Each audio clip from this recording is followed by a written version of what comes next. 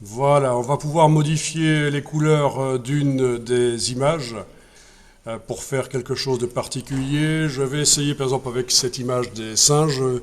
Vous faites un clic droit sur une de vos images dont vous voulez modifier la couleur. On va vraiment oublier complètement les couleurs qui sont là actuellement dans l'image. On va faire baigner dans une ambiance colorée. Donc vous faites un clic droit, modifier avec Photoshop.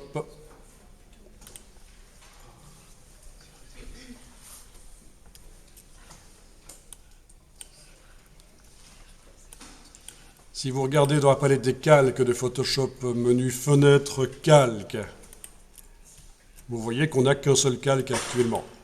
Et c'est une image de type JPEG, peut-être du PNG chez vous, je ne sais pas, mais en tout cas c'est un format web, parce qu'on est allé le chercher sur le web.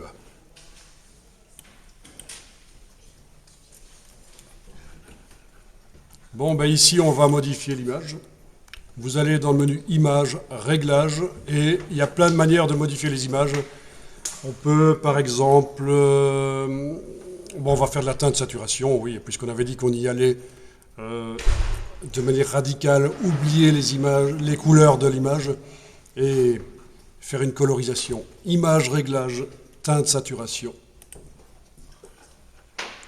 Ici, dans la boîte teinte saturation, vous cochez l'option coloriser.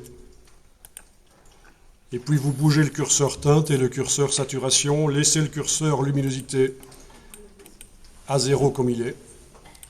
Je vous laisse juste modifier le curseur teinte et le curseur saturation.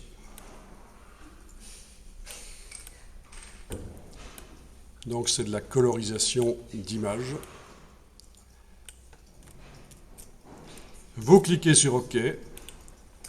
Vous faites fichier enregistrer, pas enregistrer sous, juste enregistrer. Vous cliquez sur OK dans les options JPEG. Vous pouvez fermer l'image. Dans InDesign, elle est mise à jour. Voilà. Et ça peut être très sympa. Donc, les magazines où on se limite au niveau du nombre de couleurs, ça peut être très sympa, les magazines, les publications, parce que ça donne... c'est comme si la publication devenait un objet qui a vraiment une identité visuelle forte. Vous voyez ici, c'est que du rose. On a beaucoup travaillé. On a même transformé apparemment des images, je pense qu'on l'a transformé en noir et blanc, sauf une partie rose. Ça, c'est... Vous allez trouver plein d'exemples comme ça, intéressants, de magazine monochromatique.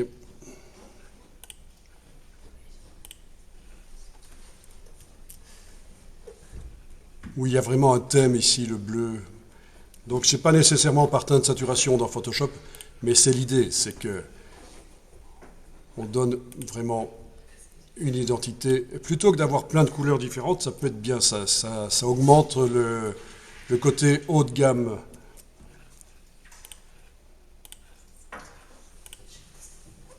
Donc retenez ça au niveau des thèmes couleurs généraux de la publication, thème couleur générale de la publication, ça peut être très intéressant.